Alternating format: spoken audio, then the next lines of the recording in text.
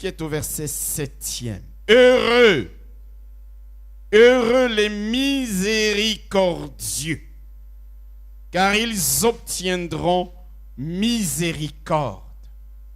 Tout simplement. Heureux les miséricordieux. Matthieu chapitre 5, verset 7e. Heureux les miséricordieux, car ils obtiendront miséricorde. Nous sommes dans les béatitudes qui sont les thèmes de l'année 2015. Année de bonheur parfait.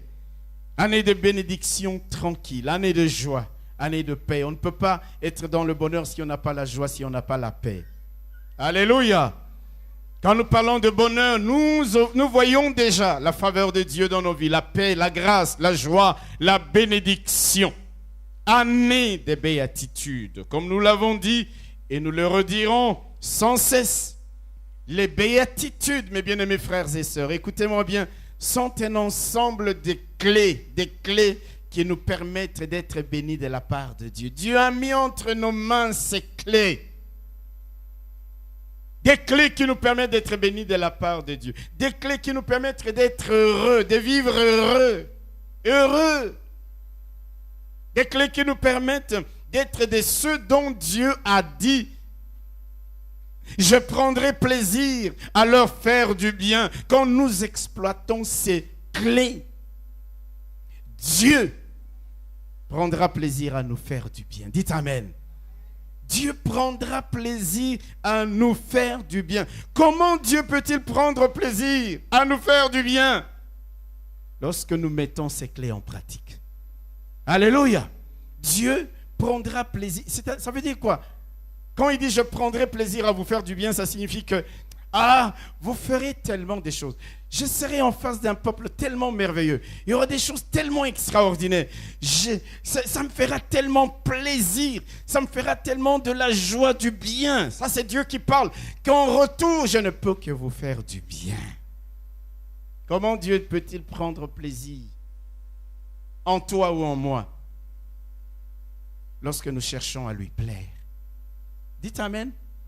Lorsque nous cherchons à plaire à Dieu, lorsque nous cherchons à être approuvés de Dieu, c'est bien de chercher à être approuvés par les hommes, c'est très bien, mais cherchons beaucoup plus à être approuvés par Dieu. Dieu prendra plaisir en nous lorsque nous pourrons lui donner gloire à son nom, lorsque nous lui faisons honneur, lorsque nous le manifestons au monde à travers notre vie. Lorsque nous mettons sa parole en pratique, Dieu prendra plaisir à nous faire du bien. Mes bien-aimés frères et sœurs, ne soyons pas que des gens qui connaissent les slogans. Oui, cette année, Dieu a dit, c'est l'année du bonheur parfait. Dieu a dit, je prendrai plaisir à vous faire du bien. Ce n'est pas en faisant n'importe quoi, en vivant n'importe comment. Non, non, non, non. Dieu prendra plaisir en toi lorsque tu feras honneur à son nom. Dieu prendra plaisir en moi lorsque je pourrai au travers de ma vie le témoigner au monde, à ce monde qui s'émeurt, qui est dans le péché, dans la violence, à ce monde qui est dans les ténèbres. Dieu prendra plaisir en moi lorsque je sais donner gloire à son nom. Quand je suis béni, je ne dis pas c'est à cause de moi. Ne soyons pas comme Ézéchias, son cœur est devenu orgueilleux. Non, soyons de ceux qui disent c'est la grâce de Dieu, c'est la faveur de Dieu. Tout ce que j'ai, tout ce que je suis parce que Dieu m'a béni. C'est ça, glorifier l'Éternel notre Dieu. Alléluia. Chaque béatitude commence par le mot heureux. Dans d'autres versions, par les mots est béni celui qui. Est béni celui qui. Le bonheur et la bénédiction au travers des béatitudes. La question que parfois je me pose, je dis, lesquels d'entre nous ici n'aimeraient pas être heureux? Lesquels d'entre nous qui lèvent la main en disant, pasteur, moi je veux être malheureux, moi je ne veux pas être heureux. Lesquels d'entre nous ici ne voudraient pas être bénis? Tous, je crois que chacun aspire au bonheur. Chacun aspire à la bénédiction. Mettre en pratique ou vivre les béatitudes, ça fait partie de ce que Dieu nous demande de faire et d'être pour qu'il prenne plaisir en nous et qu'il nous bénisse et qu'il nous donne de vivre heureux, de vivre dans la joie, de vivre dans le bonheur, même au milieu des attaques, Nous savons que l'Éternel est là. Alléluia. Alléluia. Alléluia. Heureux les miséricordieux, car ils obtiendront miséricorde. La miséricorde. Quand vous consultez un dictionnaire en français, pour savoir ce que le mot miséricorde signifie, vous allez voir, écoutez-moi bien, que ce mot est synonyme de compassion. Compassion, c'est-à-dire avoir de la pitié. Avoir de la pitié pour les autres. Ce mot miséricorde est aussi synonyme de bonté. De bonté. Être bon envers les autres. Ce mot est aussi synonyme de la capacité à pardonner les autres. Alors retenez ces trois choses. Quand vous entendez miséricorde, pensez à ces trois composantes. La compassion, la pitié que nous devons éprouver vis-à-vis des autres. Deuxièmement, le fait que nous devons être bons. Et troisièmement, le fait que Dieu nous demande d'avoir la capacité de pardonner aux autres le mal qu'ils nous ont fait. C'est pour cette raison que dans certaines traductions de la Bible, par exemple, dans la Bible en français courant, notre béatitude est écrite ainsi.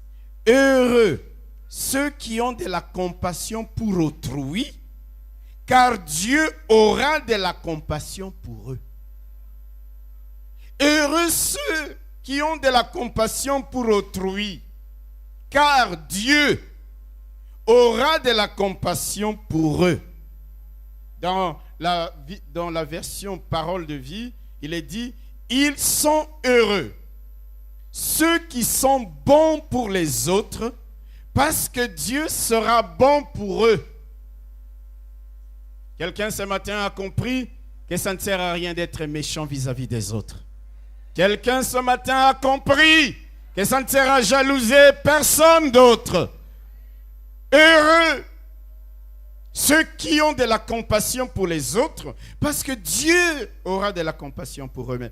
Heureux ceux qui sont bons envers les autres, parce que Dieu sera bon avec eux. Vous savez, mes bien-aimés frères et sœurs, ce que j'aime dans ces deux dernières traductions, contrairement au texte que nous avons lu, c'est qu'ici, on nous montre que c'est Dieu lui-même qui va nous traiter selon la manière dont nous traitons les autres. Dieu lui-même. Nous connaissons la règle d'or dans Matthieu au chapitre 7, verset 12, où il est dit, tout ce que vous voulez que les hommes fassent pour vous, faites-le de même pour eux. Ça, c'est la règle d'or de la Bible. Tout ce que vous voulez que les hommes fassent pour vous, faites-le aussi pour eux. La différence avec la béatitude ici présente, c'est que ce ne sont pas les hommes qui vont faire ça pour nous, mais Dieu. Heureux les miséricordieux, heureux ceux qui ont de la compassion, heureux ceux qui sont bons vis-à-vis des autres, parce que Dieu sera bon vis-à-vis d'eux, parce que Dieu aura pitié d'eux, parce que Dieu aura compassion d'eux. Dieu lui-même, c'est Dieu lui-même qui va nous traiter selon la manière dont nous traitons les autres. Tu veux être heureux?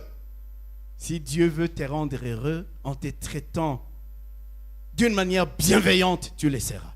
Mais si Dieu te traite d'une manière qui n'est pas bienveillante, mon frère, ma soeur, tu peux même avoir beaucoup d'argent, mais tu seras malheureux. Heureux les miséricordieux. Heureux ceux qui ont de la compassion pour les autres. Dieu lui-même aura de la compassion pour eux. Heureux ceux qui sont bons à l'égard des autres, parce que Dieu lui-même sera bon à leur égard. Dieu nous traite aussi selon la manière dont nous agissons à l'égard des autres. Tu auras beau prier, mais si tu n'as pas compris cela, tu ne pourras pas vivre heureux, tu ne pourras pas être dans le bonheur, tu ne pourras pas être dans la bénédiction, parce que Dieu te traitera selon la manière dont tu traites les autres. Est-ce que nous avons de la compassion pour les autres? Ou sommes-nous indifférents à ce qui arrive aux autres, aux souffrances des autres, aux malheurs des autres? C'est ça la compassion. Sommes-nous bons envers les autres ou sommes-nous plutôt méchants? Méchants gratuitement parfois. Et puis après, nous venons et nous nous attendons à la bénédiction de Dieu. Dieu nous regarde et dit, tu as oublié la béatitude. Heureux ceux qui sont bons envers les autres, parce que Dieu lui-même sera bon avec eux. Avons-nous des cœurs sensibles, prêts à pardonner le mal que les autres nous ont fait? Ou avons-nous des cœurs durs qui ne cherchent qu'à se venger, qui ne cherchent qu'à rendre le mal pour le mal?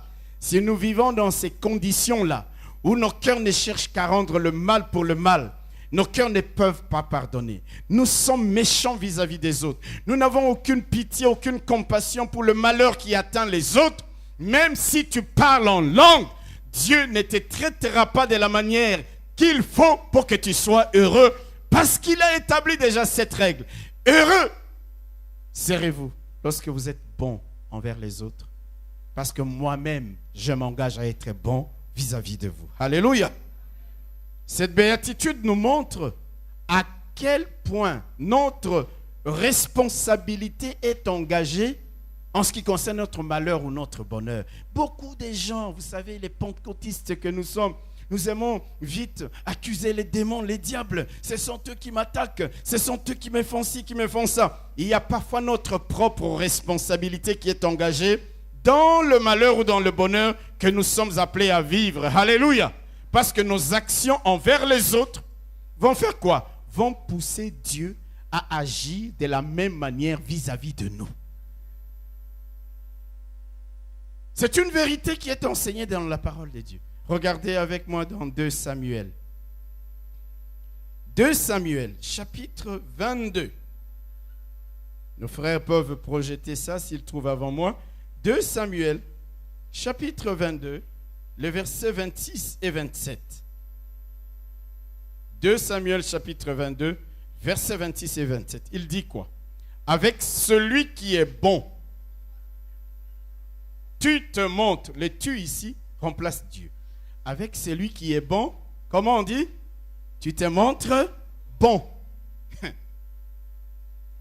Avec l'homme droit, tu agis selon ta droiture. Avec celui qui est pur, tu te montres pur. Et avec le pervers, tu agis selon sa perversité. C'est grave. Est-ce qu'ici la responsabilité de Satan est engagée? Non. C'est ta responsabilité et ma responsabilité. La Bible dit, avec celui qui est bon, tu vas te montrer bon vis-à-vis de lui.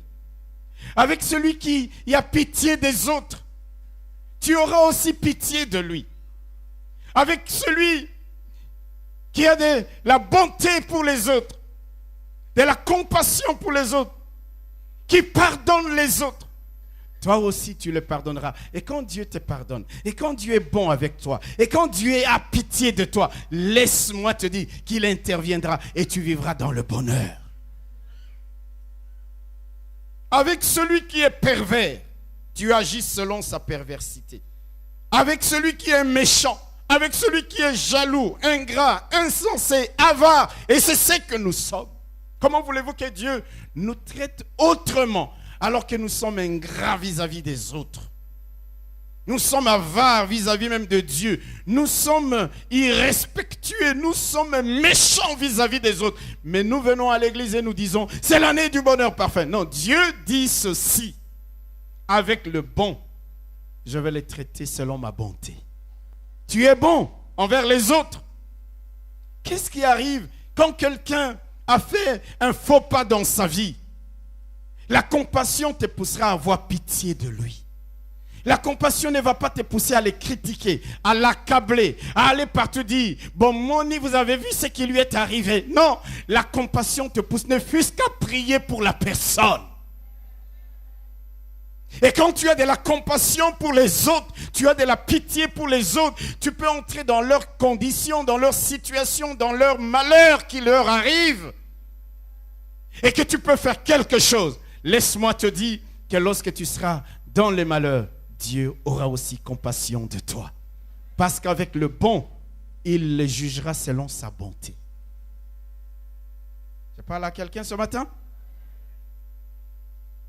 Vous imaginez à quel point nous sommes responsables de ce qui peut nous arriver quand nous agissons mal à l'égard des autres. Quand nous agissons mal à l'égard des autres, comment peut-on être heureux? Comment peut-on être béni de Dieu si nous jalousons les autres? Si nous combattons les autres? Écoute, si tu combats les autres, je vais te le démontrer. C'est Dieu qui va te combattre. Il y a des gens, ça ne sert à rien de les combattre. La grâce de Dieu est sur sa vie. Et pourquoi tu vas combattre quelqu'un d'autre? Pour quelle raison? Si aujourd'hui tu gagnes 1 milliard, pourquoi je vais te combattre parce que tu as 1 milliard? Je serai heureux. Hello? Vous ne me croyez pas, mais moi je serai heureux. Si toi tu ne seras pas heureux, c'est ton problème. Mais moi je suis heureux quand quelqu'un est béni.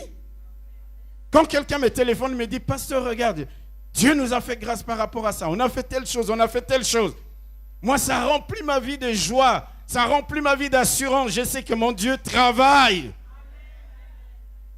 Ma foi est solidifiée. Je suis heureux quand les autres sont bénis. Alléluia. Et quand quelqu'un dans les malheurs, croyez-moi, je porte ce malheur. J'intercède comme si c'était le mien. Comment voulez-vous que quand je prie, je suis dans les malheurs, que Dieu n'ait pas pitié de moi? Nous passons du temps à critiquer les autres. Alléluia. Alléluia. Nous complotons contre les autres. Nous calomnions les autres. Nous trahissons les autres. Nous condamnons, nous jugeons même trop facilement. Voilà. Mes bien-aimés frères et sœurs, s'il est arrivé là-bas, c'est parce que, qu'est-ce que lui, il pensait? Aucune pitié. Comme disent les gens de Mangalam, moi na moninga mawate. Aucune pitié pour les autres. C'est ce que ça veut dire. Et puis après, nous disons, Seigneur, aie pitié de moi. Oh, Éternel des armées. Il dit, heureux et béni celui qui a pitié des autres. Alors, moi j'aurai aussi pitié de lui. Est heureux, sera heureux celui qui a de la compassion pour autrui, parce que moi aussi, j'aurai de la compassion pour lui. Vous savez, la Bible dit, on vous jugera du jugement dont vous jugez. Et l'on vous mesurera avec la mesure dont vous mesurez. Vous jugez les gens, mais vous ne voulez pas être jugé. Vous condamnez les gens, c'est fini pour lui. Lui, c'est fini. Voilà, il va voir. Il n'y a plus la compassion. Regardez, les gens ont maintenant des cœurs durs plus que de l'acier même. Alléluia. Alléluia. Faire du bien aux autres, bien traiter les autres, bien traiter les frères et sœurs dans la foi, bien traiter les serviteurs de Dieu, la Bible dit c'est à notre faveur. Tu comprends ça? Traite bien l'autre. Sois bien avec les autres. Traite-le bien. Dans Galates au chapitre 6, verset 10, la Bible dit, ainsi donc, pendant que nous en avons l'occasion, pratiquons le bien envers tous et surtout envers les frères en la foi. Dites Amen. Il dit, pendant que nous en avons l'occasion, faisons du bien aux autres et surtout aux frères et sœurs de notre Église, à ceux qui partagent notre foi. Mais quand vous regardez, où est-ce qu'il y a plus d'ennemis? Même dans le monde, tu n'avais pas autant d'ennemis que tu les as à l'église. Hello? Même quand tu étais encore dans le monde, parfois, tu n'étais pas aussi jalousé que maintenant au milieu de tes frères et sœurs. Même quand tu étais dans le monde, tu n'étais pas aussi combattu que maintenant dans ta propre église. Ça devrait être le contraire, mes bien-aimés frères et sœurs. Dites Amen. Si nous voulons vivre heureux et bénis, heureux les miséricordieux. Et la miséricorde, c'est la compassion, c'est la bonté, c'est la capacité à pardonner. Alors il dit, soyez bons les uns envers les autres et surtout dans vos frères dans la foi. Aujourd'hui, les gens parfois préfèrent bénir un païen que son frère qui est dans la même église que lui. Mais parfois, nous condamnons les gens pour rien. C'est qu'il y a eu aussi beaucoup de frères qui sont ingrats. Beaucoup de sœurs qui ont voulu montrer la voie les jours d'après, ça devient... Ça me rappelle une histoire.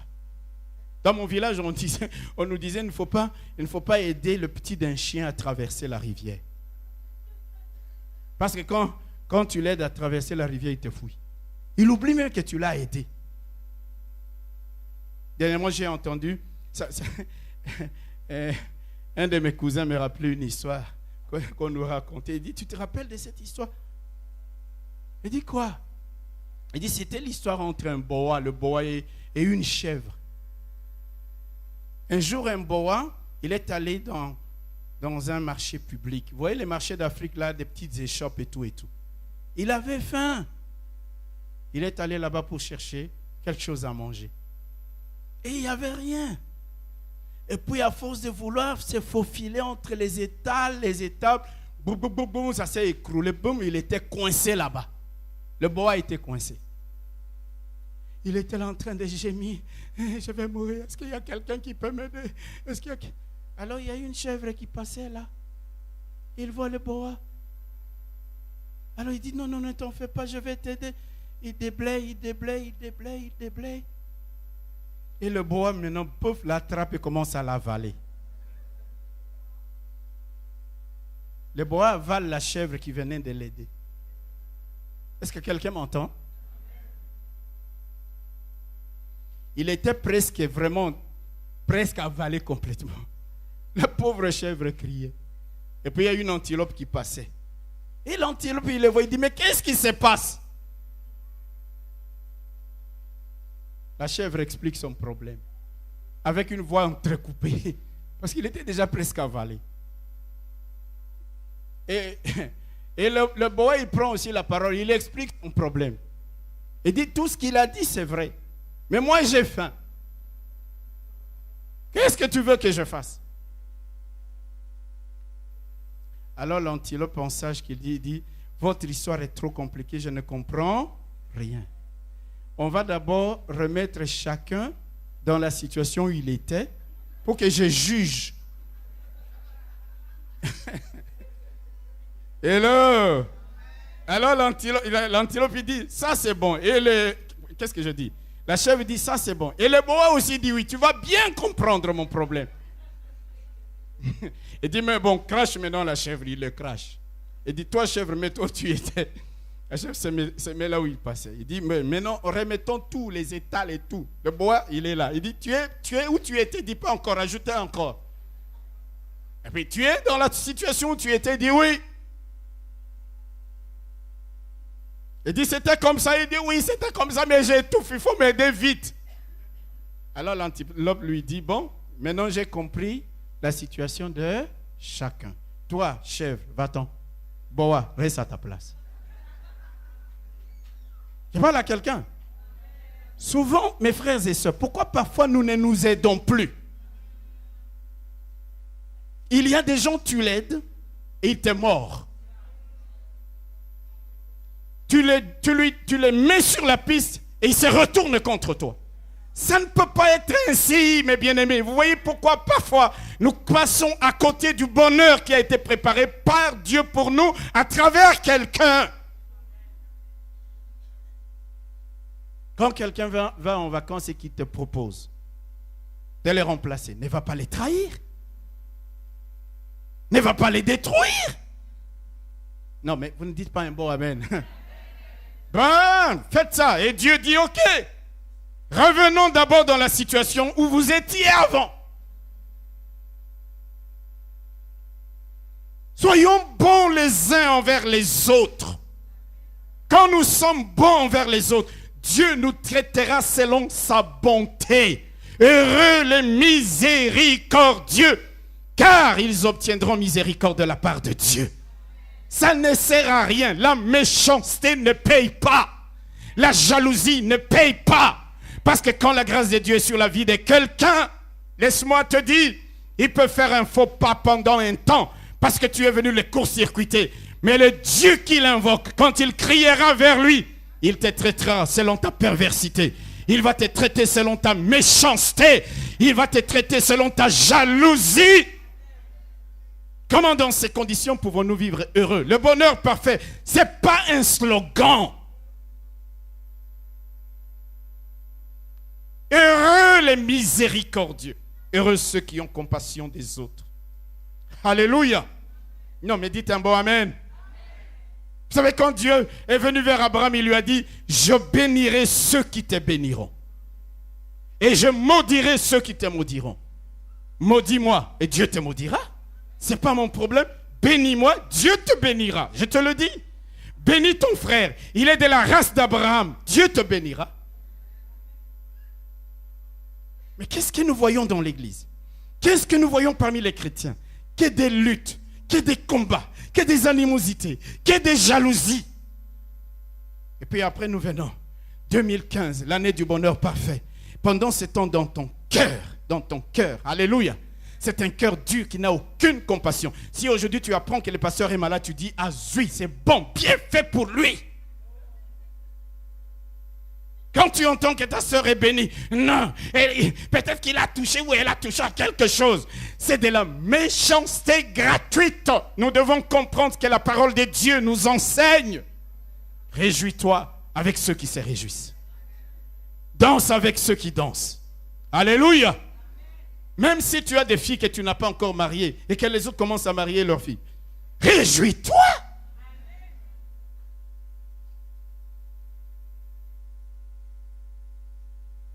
Je suis parfois choqué de certaines choses. Parfois, j'ai regardé avec mon épouse mariage pour, comment on dit, lune de miel pour 4 mariages. 4 mariages pour une lune de miel.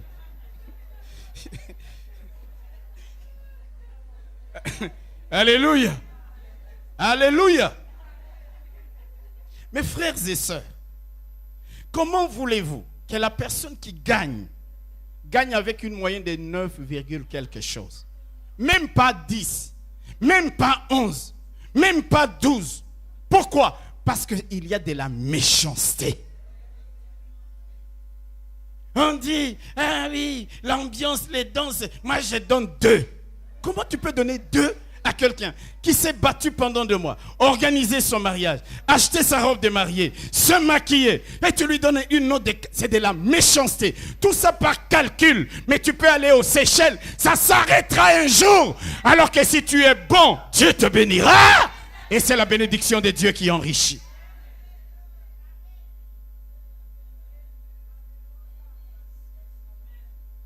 Heureux les miséricordieux, heureux ceux qui ont compassion des autres, qui ont pitié des autres. Alléluia.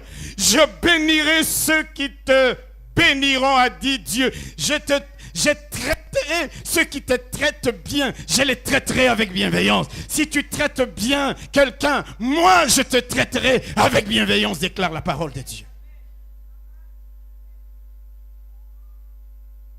Certains problèmes que nous avons ici entre nous, c'est quoi? Ça a été de la méchanceté. La plupart du temps. On est méchant vis-à-vis des autres. On dit des méchancetés sur les autres. On combat les autres. On doit calomnier les autres. On doit détruire la réputation des autres. Sans pitié. Et même quand quelqu'un est dans les malheurs, pourquoi ne pas la consoler? Pourquoi ne pas venir auprès de cette personne et lui dire, non, nous compatissons. Nous sommes avec toi. Mais quand quelqu'un a fait un faux pas dans sa vie, c'est bien fait pour lui. Bien fait. Et puis après, les jours où tu auras un faux pas, crie maintenant vers Dieu. Crie vers Dieu. Qu'est-ce que Dieu te dira? Tu n'as aucune compassion pour les autres.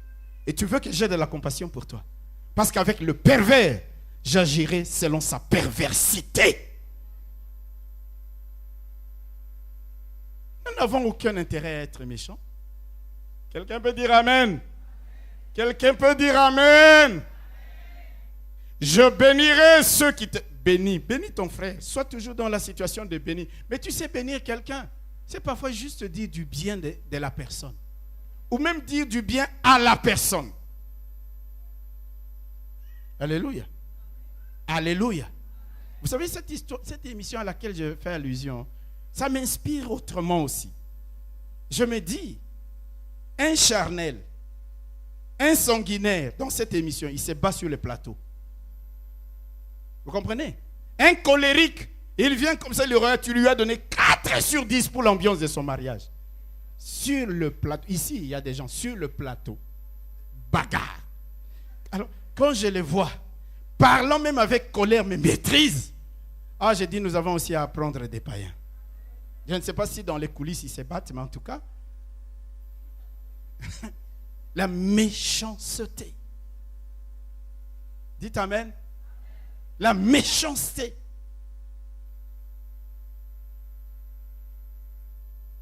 Dieu va nous faire du bien.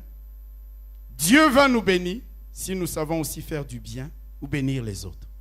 Est-ce que tu comprends ces principes-là? C'est pour cette raison que l'apôtre Paul dit ceci. Regardez dans Éphésiens, au chapitre 4. Éphésiens chapitre 4, à partir du verset 32. L'apôtre Paul dit ceci.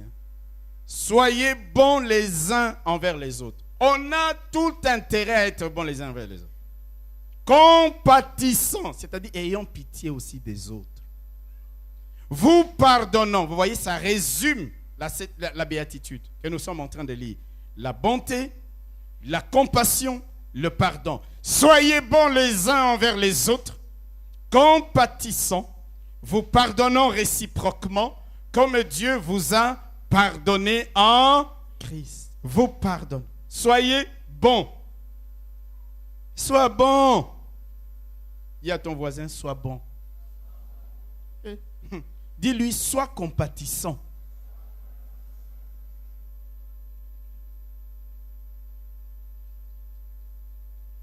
Vous savez que ce n'est pas bon de se réjouir du malheur des autres, n'est-ce pas? Quand vous vous réjouissez du malheur des autres, c'est ça le manque de pitié.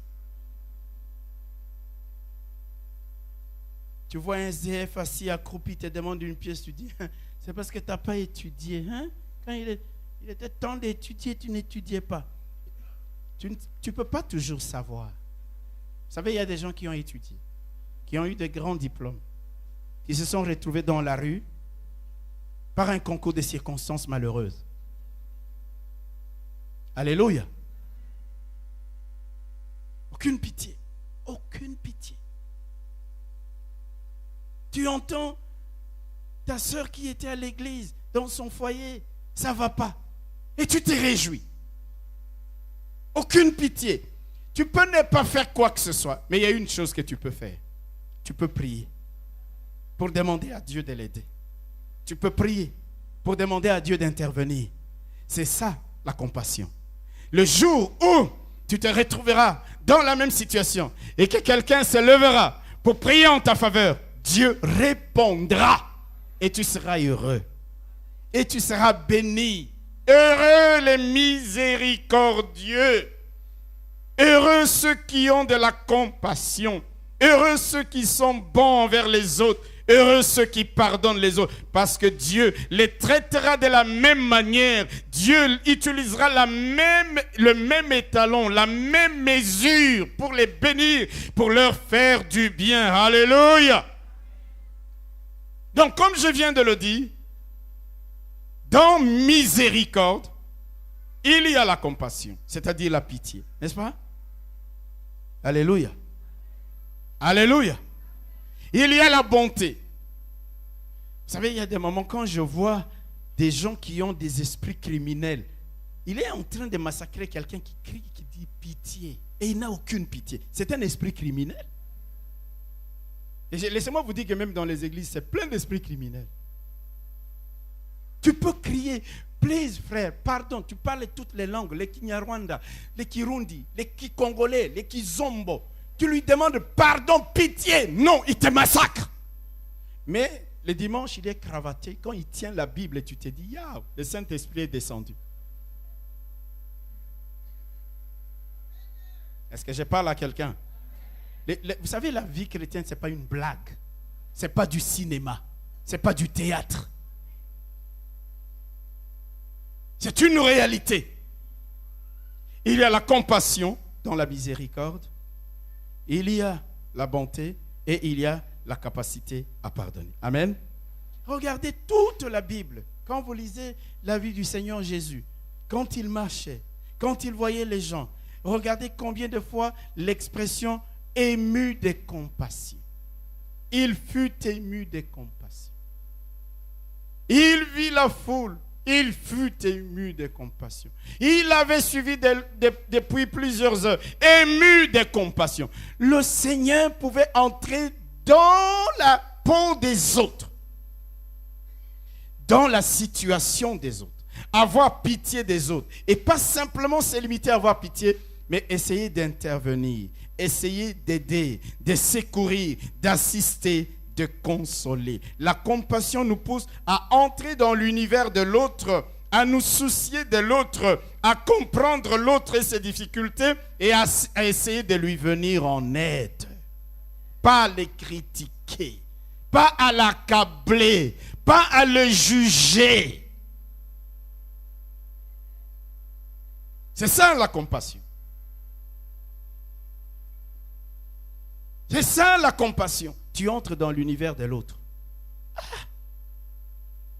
Et c'est ça l'intercesseur. L'intercesseur, c'est quelqu'un qui entre dans la situation de l'autre et qui porte le fardeau de l'autre comme si c'était son propre fardeau. Ce que nous faisons la plupart du temps est à l'opposé de ce que Dieu attend de nous.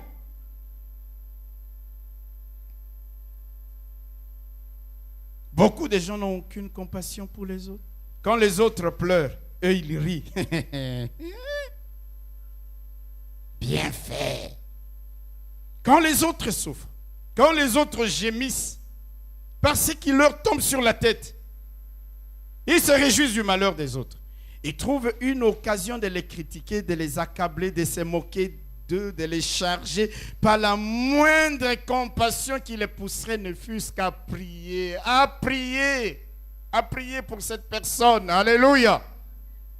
Comment voulez-vous que dans ces conditions-là, quand nous sommes dans la même situation, que Dieu dise, parce que c'est l'année du bonheur parfait, je vous bénis. La pitié, la compassion. Alléluia. Quelqu'un peut dire un bon amen? Ah, mes frères et sœurs, c'est ça la parole de Dieu. Hein?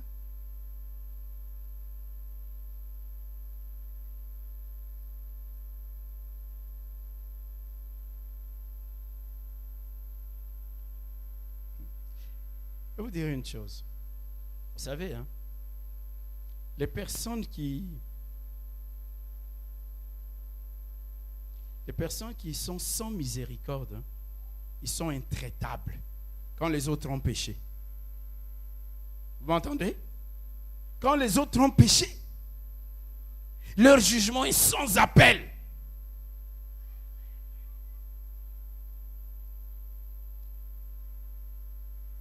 Ils sont comme le pharisien. Ne viens pas lui dire, frère, prie pour moi parce que j'ai péché.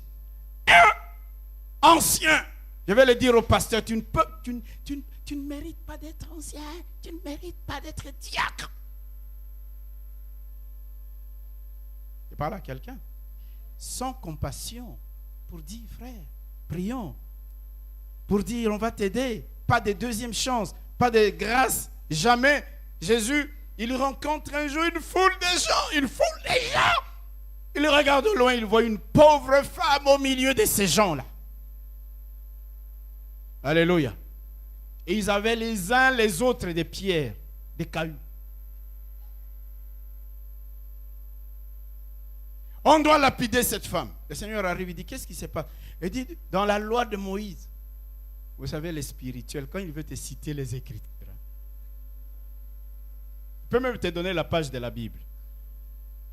Il est dit que si on surprend une femme en flagrant délit d'adultère, on doit la lapider. Cette femme mérite la mort. Jésus lui dit, oui, c'est écrit dans la loi. Vous n'avez pas de pitié pour cette femme? Non, la loi dit. Jésus a dit, ok, vous allez la lapider, ce n'est pas un problème. Mais celui qui n'a jamais péché, qu'il jette le premier la pierre sur la femme. Jésus a compassion de cette femme. Mais donnons-lui une nouvelle opportunité. Donnons-lui une nouvelle occasion de comprendre la grâce de Dieu. Donnons-lui la possibilité de se repentir, de revenir. Pour les autres, tu as péché, jugement, c'est la mort. C'est ça, sans pitié, sans compassion. Alors les plus proches, celui qui était vraiment à côté de la femme, il voyait déjà comment la femme allait agoniser. Il commence à réfléchir. Et Jésus était en train d'écrire sur le sol. Je crois qu'il écrivait méchanceté, colérique, menteur. Les types le regardent de menteur, il dit mais c'est moi. Il part. Un autre vient, il regarde ce que Jésus était en train d'écrire. Jaloux, il dit mais c'est moi. Il part. Les uns et les autres, tous sont partis. Aucune compassion. Et Jésus dit à la femme, lève-toi et ne pêche plus. Tu as une nouvelle opportunité. Tu as une nouvelle possibilité d'aller avec le Seigneur. Les gens sont sans compassion. Ils mettent en oubli leur propre péché. Il va te juger avec sévérité. Vous allez me dire, c'est du laxisme. Non, moi je parle de la grâce de Dieu. J'ai vu des gens qui sont des soûlards, mais quand les jours ils voient un autre frère en train de se saouler, il oublie même que lui-même il est soûlard. Ah frère, tu bois, mais il boit, lui il boit.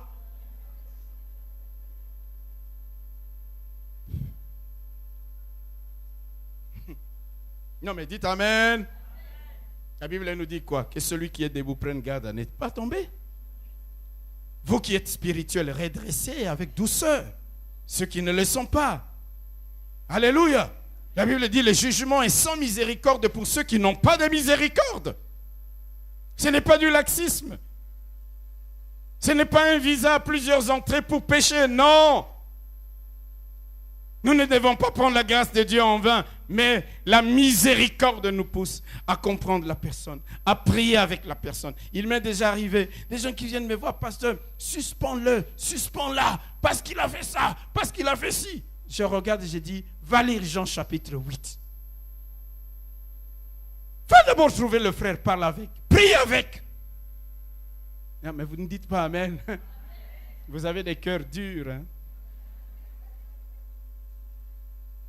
Heureux les miséricordieux. Alléluia. Et heureux les miséricordieux. Les personnes sans miséricorde, mes frères et sœurs, ils sont intraitables. La Bible dit ils sont comme des pharisiens, c'est-à-dire s'ils étaient à l'entrée du ciel, la porte du ciel, il se tient là. Chacun de nous ici, personne ne va entrer. Et même, ce qui est pire, c'est que même lui-même n'entrera pas. Ce n'est pas moi qui le dis. Donc, attends. Matthieu chapitre 23. Écoutez ce que la Bible dit, hein, à propos des pharisiens. Matthieu chapitre 23, verset 13. Il dit ceci. Malheur à vous, scribes et pharisiens, hypocrites, parce que vous fermez aux hommes les royaumes des cieux. Vous fermez aux hommes les royaumes des cieux. Vous n'y entrez pas vous-même et vous n'y laissez pas entrer ceux qui veulent entrer. C'est grave. Il y a des gens qui veulent entrer. Il dit, vous n'entrez pas, vous n'êtes pas trop bon. Mais lui-même n'est pas assez bon aussi pour entrer. Il ne laisse entrer personne. Il n'a aucune miséricorde. Ah, moi j'aime le Seigneur. Il est venu à nous alors que nous étions encore impies. Il est venu vers nous. Il a pris ma place à la croix alors que j'étais encore mauvais, méchant. Il est mort pour mes péchés. Il a été à ma place. Le châtiment qui me donne la paix est tombé sur lui. Il est le Dieu de toute compassion. C'est pourquoi je voudrais te dire, même quand les gens te jugent durement, il y a quelqu'un qui te juge avec pitié. Il y a quelqu'un qui te juge avec compassion. Il y a quelqu'un qui ne va pas fermer la porte du royaume parce que tu es venu implorer sa grâce et sa faveur. Les brigands pendus au bois disent, souviens-toi de moi. Si ça avait été un pasteur, si ça avait été un prédicateur, on lui aurait dit les 4 lois spirituelles. Jésus lui a dit, ce soir, ce jour même, tu seras avec moi au paradis.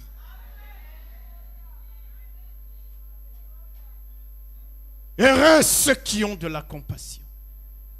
Pitié. Bonté, s'il vous plaît.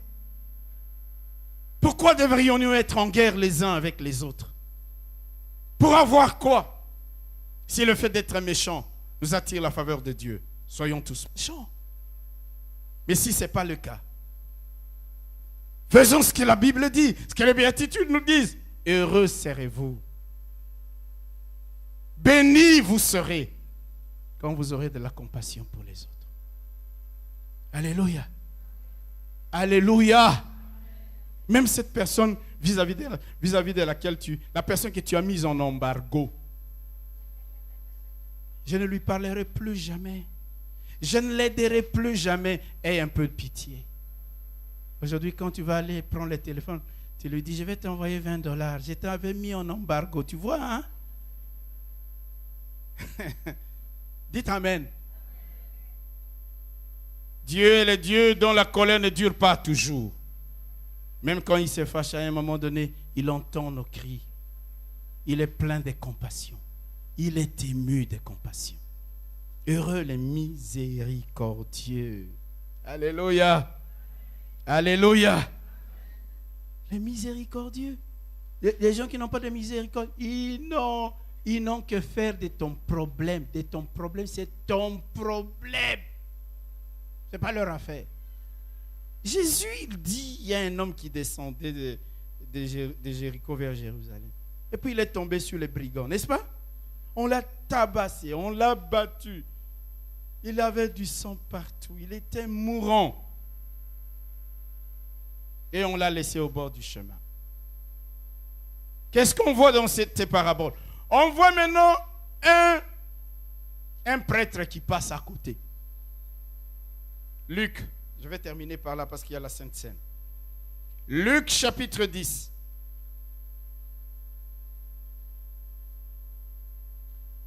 À partir du verset 36. Bon, mais c'est un peu la conclusion parce que vous connaissez l'histoire. Pour qu'on ne perde pas beaucoup de temps. Alléluia. La Bible nous dit un sacrificateur qui par hasard descendait par les mêmes chemins, ayant vu cet homme passa outre. Luc chapitre 10, verset 31. Un sacrificateur, mes bien-aimés frères, c'est-à-dire ce qu'on dirait aujourd'hui un pasteur. Luc chapitre 10, verset 31. Un pasteur. Le pasteur, il passe, il voit cet homme gisant dans son sang, en train de mourir. Le pasteur, il dit, Si c'était aujourd'hui, on l'arrêterait pour non-assistance à personne en danger. Quand je vois des images choquantes à la télévision, d'une jeune fille qu'on est en train de battre et les gens tout autour ne réagissent pas. Aucune compassion. Nous sommes dans quel monde? Alors écoutez au verset 32. Un lévite. Je vais comparer un lévite à un ancien de notre église. Un ancien. Je vais citer même le nom. L'ancien Emma, il passe. Alléluia. L'ancien Edmond, il passe. Il voit cet homme. Écoutez. L'ayant vu, qu'est-ce qu'il a fait? Il passa où tu dis, Matalingate. Il est passé. Outre. Mais un Samaritain, c'est-à-dire un homme que les Juifs haïssaient, un païen d'après eux, qui voyageait, étant venu par là, fut ému de compassion lorsqu'il le vit. Il s'approcha et banda ses plaies en y versant de l'huile et du vin, puis il les mit sur sa propre monture, les conduisit à une hôtellerie et prit soin de lui. Le lendemain, il tira 2 deniers et les donna à l'autre et dit, aie soin de lui, et ce que tu dépenseras de plus, je te les rendrai à mon retour. Écoutez la question que Jésus pose. Lesquels de ces 3 hommes, du sacrificateur, du lévite ou des samaritains, lequel de ces 3 te semble avoir été le prochain qui était tombé au milieu des brigands? C'est celui qui a exercé comment? La miséricorde envers lui, répondit le docteur de la loi, et Jésus lui dit, va, et toi, fais de même. C'est ça la miséricorde. Alléluia. Et quand tu as pitié des autres, Dieu, pas les hommes, même si les hommes n'ont pas pitié de toi, Dieu aura pitié de toi. quand tu es bon avec les autres, même si les hommes seront méchants avec toi, mais Dieu, lui, il dit Dieu. Parce que là, nous ne sommes plus dans la règle d'or, nous sommes dans la béatitude. Parce que les hommes, à un moment donné, peuvent être ingrats vis-à-vis de toi. Ils peuvent oublier ce que tu as fait, mais il y a quelqu'un qui n'oubliera pas. Et c'est Dieu. Et c'est Dieu. Heureux les miséricordieux, car ils obtiendront miséricorde. Heureux ceux qui sont bons envers les autres, car Dieu sera bon vis-à-vis d'eux. Heureux ceux qui ont pitié des autres, car Dieu aura pitié d'eux-mêmes. C'est ça. Et quand Dieu a pitié de toi, quand Dieu exerce sa bonté envers toi, frère, c'est là que tu vas voir, c'est ça le bonheur.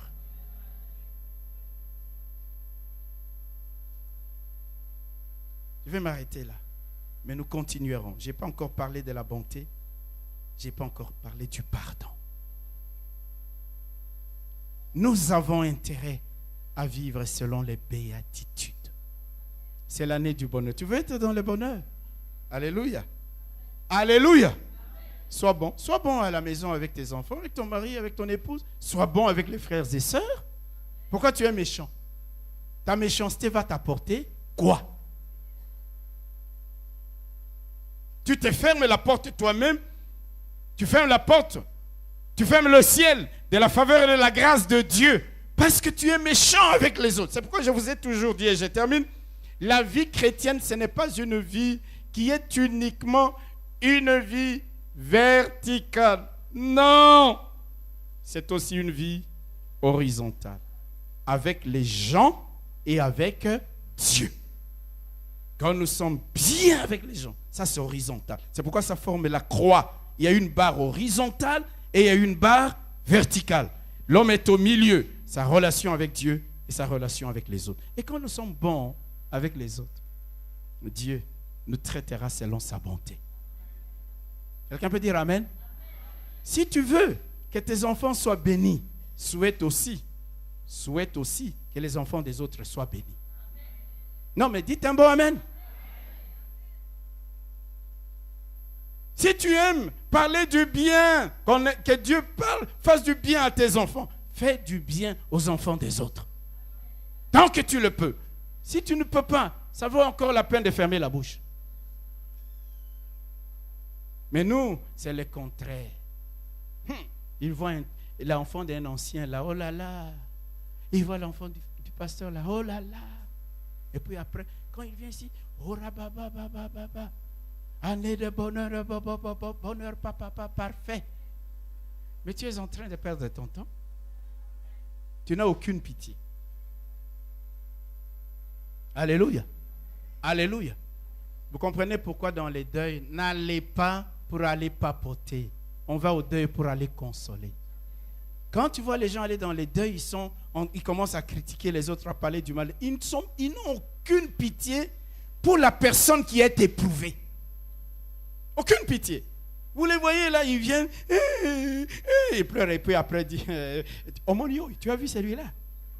Et puis ils tournent là-bas et disent, ces gens, toute la soirée. Et vous voulez que moi j'aille dans des deuils comme ça? Franchement, quand on va à un deuil, et là, tu comprends d'abord la souffrance qui traverse la personne qui a perdu un membre de famille.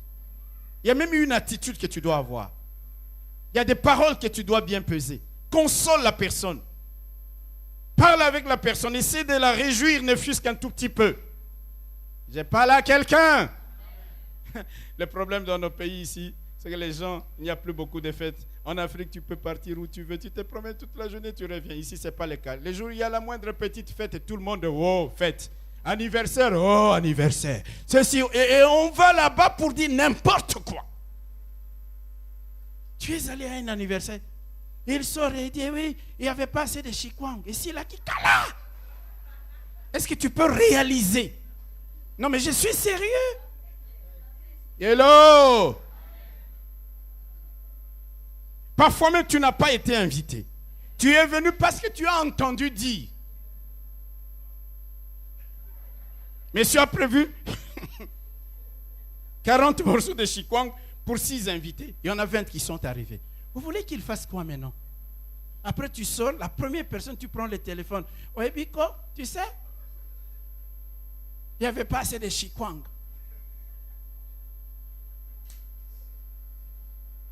Quand est-ce que nous allons monter? Quelqu'un peut dire monter? Aïe, aïe, aïe, aïe, aïe. Devenir classe.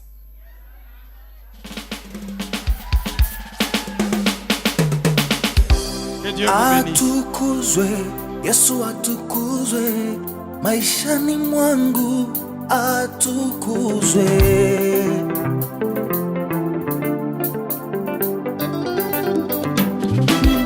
Atukuzwe, Yesu atukuzwe, maishani mwangu atukuzwe. Atukuzwe, Yesu atukuzwe, maishani mwangu atukuzwe.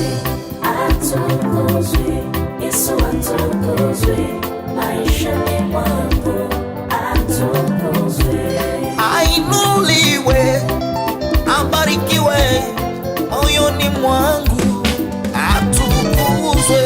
Atukuzwe, Yesu atukuzwe, maishani mwangu atukuzwe. Baba Atukuzwe.